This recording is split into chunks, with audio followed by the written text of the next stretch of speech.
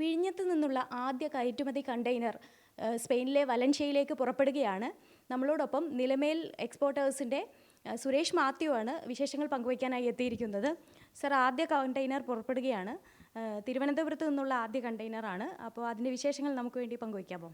40 വർഷത്തെ ഞങ്ങളുടെ കാത്തിരിപ്പിനാണ് ഒരു ഫലമുണ്ടാകുന്നത്. കാരണം 40 വർഷങ്ങൾക്ക് മുമ്പ് തിരുവനന്തപുരത്ത് നിലമേൽ എക്സ്പോർട്സ് തുടങ്ങുമ്പോൾ പലരും പരിഹാസരൂപേണ ഞങ്ങളോട് പറഞ്ഞിട്ടുണ്ട്, ഒരു തുറമുഖ നഗരമല്ലാത്ത തിരുവനന്തപുരത്ത്, ഒരാലസ്യത്തിലാണ്ട് കിടക്കുന്ന തിരുവനന്തപുരം നഗരത്തിൽ ആരെങ്കിലും ഇത്തരത്തിലൊരു വ്യവസായം തുടങ്ങുമോ എന്ന് ചോദിച്ച് ഞങ്ങളെ പിന്തിരിപ്പിച്ചവരുണ്ട്, പരിഹാസരൂപേണ സംസാരിച്ചവരുണ്ട്. അതിനൊക്കെയുള്ളൊരു മറുപടിയാണ് പ്രകൃതി തന്നെ കനിഞ്ഞനുഗ്രഹിച്ച ഇന്ത്യയുടെ തന്നെ ഏറ്റവും മികച്ച ട്രാൻസ്ഷിപ്മെൻറ്റ്, ആഴക്കടൽ ട്രാൻസ്ഷിപ്മെൻറ്റ് ടെർമിനലുകളിലൊന്നായ വിഴിഞ്ഞം നമുക്ക് തരുന്ന അവസരങ്ങൾ. അതിലെ ആദ്യത്തെ കയറ്റുമതി ഞങ്ങളുടേതായി എന്ന് പറയുന്നത് ദൈവനിമിത്തമായിട്ട് ഞങ്ങൾ കരുതുന്നു. അതുമാത്രമല്ല, ഇന്ത്യൻ നാവിക ചരിത്രത്തിൻ്റെ ഒരു ചെറിയ ഭാഗമാകാൻ, ആ ചരിത്രത്തിൻ്റെ ഏടുകളിൽ എവിടെങ്കിലുമൊക്കെ ഇടം പിടിക്കാൻ ഞങ്ങൾക്കും കഴിഞ്ഞു എന്നുള്ളതിൽ വളരെ വളരെ സന്തോഷമുണ്ട്. നമ്മൾ നിലമേൽ എക്സ്പോർട്സ്, ഞങ്ങൾക്ക് 2-3 കമ്പനികളുണ്ട്. Nilamel exports, Nilamels and Kaimals foods private limited, Nilex exim private limited, അങ്ങനെ പല കമ്പനികളുണ്ട്.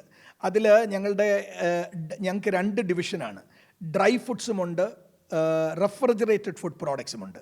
ഈ ഡ്രൈ ഫുഡ്സ് എന്ന് പറയുമ്പോൾ നമ്മളിപ്പോൾ ഈ കപ്പലിൽ കയറുന്നത് ഭൗമസൂചിക പട്ടികയിലുള്ള ഉൾപ്പെടുന്ന മറയൂർ ജാഗറി, അതുകൂടാതെ നമ്മുടെ നാടൻ വിഭവങ്ങൾ, ജാക്ക് ഫ്രൂട്ട് ചിപ്സ്, ചക്ക കൊണ്ടുള്ള വിഭവങ്ങൾ, ബനാന, നേന്ത്രക്കായ് കൊണ്ടുള്ള വിഭവങ്ങൾ, എള്ള് കൊണ്ടുള്ള വിഭവങ്ങൾ, ഇങ്ങനെയുള്ള നാടൻ വിഭവങ്ങളാണ് ഇപ്പോൾ ഈ കപ്പലിൽ സ്പെയിനിലേക്ക് കയറിപ്പോകുന്നത്. ഇതോടൊപ്പം തന്നെ ഞങ്ങൾ സദ്യ ഉൾപ്പെടെ ഒരു 23 കറികളുള്ള സദ്യ ഉൾപ്പെടെ, ശീതീകരിച്ച സദ്യ ഉൾപ്പെടെ, ഇഡ്ഡലി, സാമ്പാർ, മസാല ദോശ, അങ്ങനെ വിവിധ ഒരു പ്രാതൽ മുതൽ അത്താഴം വരെ ഒരു കുടുംബത്തിലേക്ക് വേണ്ട എല്ലാ ഭക്ഷ്യവിഭവങ്ങളും ഞങ്ങൾ -40 ഡിഗ്രിയിൽ ശീതീകരിച്ച് അതിനെ -18 ഡിഗ്രി ആംബിയൻറ്റ് ടെമ്പറേച്ചറിൽ റെഫ്രിജറേറ്റഡ് കണ്ടെയ്നറിൽ, ആ കണ്ടെയ്നറും -18 ഡിഗ്രിയിലായിരിക്കും, അതിലായിരിക്കും കയറ്റുമതി ചെയ്യുന്നത്. ഈ അടുത്ത വരാൻ പോകുന്ന കപ്പലുകളിൽ അത്തരം 2-3 കണ്ടെയ്നറുകൾ ഞങ്ങൾ കാനഡ ഉൾപ്പെടെയുള്ള സ്ഥലങ്ങളിലേക്ക് ഞങ്ങൾ കയറ്റുമതി ചെയ്യുന്നുണ്ട്. ഇപ്പോൾ പോകുന്നത് ഈ നേരത്തെ പറഞ്ഞ പ്രോഡക്റ്റുകളാണ്. വളരെ കുറച്ച് ദിവസങ്ങൾ കൊണ്ടാണ് പ്രോഡക്റ്റ്സ് അവിടെ എത്തുന്നത്, ഏതാണ്ട് 28 ദിവസം. അതുകൊണ്ടാണോ തിരുവനന്തപുരം മുന്നേറുന്നത്? ഈ തിരുവനന്തപുരത്തിൻ്റെ സാധ്യത, അല്ലെങ്കിൽ വിഴിഞ്ഞം തിരുവനന്തപുരത്തിന് മുന്നിൽ തുറന്നിടുന്ന സാധ്യത, ഈ ഷിപ്പിംഗ് വ്യവസായവുമായി ബന്ധപ്പെടാത്തവർക്ക് സ്വപ്നം പോലും കാണാൻ സാധിക്കില്ല. കാരണം വിഴിഞ്ഞം തിരുവനന്തപുരത്തിനെന്നല്ല, ഇന്ത്യക്ക് മുന്നിൽ തുറന്നിടുന്ന അവസരങ്ങൾ.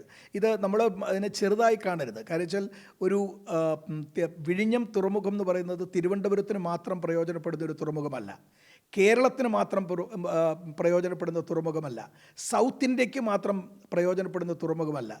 വിഴിഞ്ഞത്തിൻ്റെ സാധ്യത എന്ന് പറഞ്ഞു കഴിഞ്ഞാൽ ഇന്ത്യ ഒട്ടാകെ അതിൻ്റെ പ്രതിഫലനമുണ്ടാകും. അതിൻ്റെ എക്കണോമിക്കൽ റിപ്പിൾ ഇഫക്റ്റ് ഇന്ത്യ ഒട്ടാകെ ഉണ്ടാകുന്ന ഒരു വലിയ സംരംഭമാണ് വിഴിഞ്ഞം.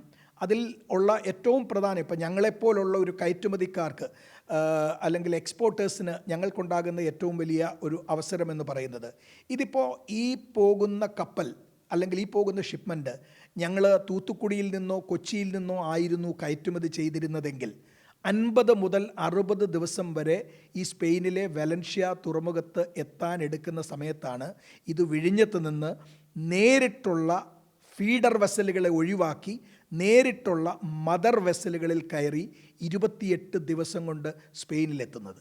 ഒരു കാര്യം ആലോചിക്കുക, 60 ദിവസം കൊണ്ടെത്തുമ്പോൾ ഒരു കയറ്റുമതി ഷിപ്മെൻറ്റ് ചെയ്യുന്ന എക്സ്പോർട്ടർക്ക് 60 ദിവസം കഴിഞ്ഞിട്ടാണ് അതിൻ്റെ വർക്കിംഗ് ക്യാപിറ്റൽ, ബാക്കി കാര്യങ്ങളൊക്കെ അതിനുള്ള പണം ലഭിക്കുന്നത്.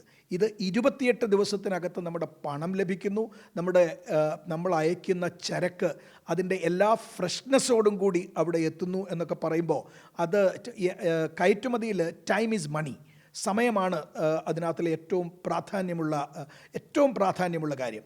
അപ്പോൾ ആ സമയം നമ്മൾ ലാഭിക്കുമ്പോൾ ഉണ്ടാകുന്ന പ്രയോജനങ്ങൾ നമുക്ക് പറഞ്ഞറിയിക്കാൻ സാധിക്കാത്തതാണ്. ഇനിയും ഇതിനും അപ്പുറത്ത് വിഴിഞ്ഞം തുറന്നിടുന്ന സാധ്യത എന്ന് പറയുന്നത് നമ്മളിപ്പോൾ കാണുന്നത് പോലെ ഇനി വിഴിഞ്ഞത്തിന് ചുറ്റും വരാൻ പോകുന്ന ഡസൻ കണക്കിന് കണ്ടെയ്നർ ഫ്രൈറ്റ് സ്റ്റേഷനുകൾ, വെയർഹൗസുകൾ, ഫ്യൂമിഗേഷൻ. ഓരോ സാധനങ്ങൾ ഇപ്പോൾ പയറുവർഗ്ഗങ്ങൾ ഞങ്ങൾ കയറ്റുമതി ചെയ്യുന്നുണ്ട്. അത് കയറ്റുമതി ചെയ്യണമെങ്കിൽ ഫ്യൂമിഗേറ്റ് ചെയ്യണം. അപ്പോൾ ഫ്യൂമിഗേഷൻ ഏജൻസീസ്, കണ്ടെയ്നർ സർവേ ചെയ്യുന്ന agencies, shipping ഫോർവേഡേഴ്സ്, clearing and forwarding agents എന്ന് വേണ്ട ഒരു പുതിയ ലോകം നമ്മളുടെ ഈ വിഴിഞ്ഞത്തിന് ചുറ്റും തുറക്കുകയാണ്.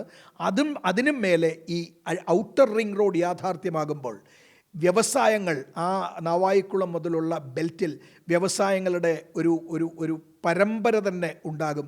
ഇപ്പോൾ തിരുവനന്തപുരം ഡിസ്ട്രിക്റ്റിൽ ഞങ്ങളുടെ മേഖലയിൽ എനിക്ക് തോന്നുന്നു ഞങ്ങൾ മാത്രമേ ഉള്ളൊരു മേജർ പ്ലെയർ. പക്ഷേ ആലോചിക്കുക, ഒരു 5 വർഷത്തിനകത്ത് ഒരു 50-ലധികം ഞങ്ങളെപ്പോലുള്ളവർ ഈ തിരുവനന്തപുരത്ത് തന്നെ ഉണ്ടാകും.